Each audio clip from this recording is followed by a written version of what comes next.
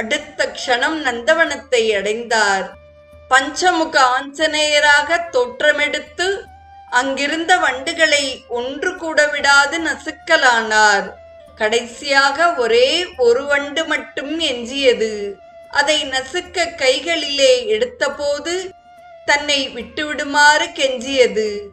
உன்னை உயிருடன் விடுவதற்கு பதிலாக எனக்கு ஒரு காரியம் செய்வாயா என்று கேட்டார் மாருதி.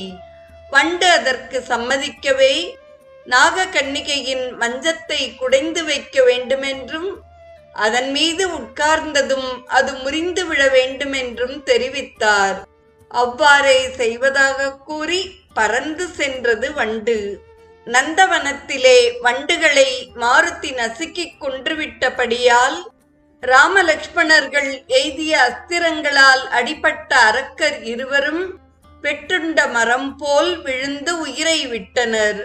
சிவபிரான் ஆனந்தமூர்த்தியாக அவர் முன் எழுந்தருளி, ஆஞ்சநேயா, பஞ்சமுக ஆஞ்சநேயராக அவதரித்த உனது தோற்றத்தை நினைப்போருக்கும் ஸ்தோத்திரம் செய்வோருக்கும் எந்தவித துன்பமும் நேராது.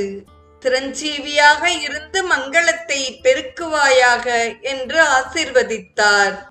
பின்னர் மாருதி ஸ்ரீராமனிடம் தாம் புறப்பட்டு வந்தது முதல் நடந்தவற்றை விவரித்து மகரத்வஜனை அறிமுகம் செய்து வைத்தார்.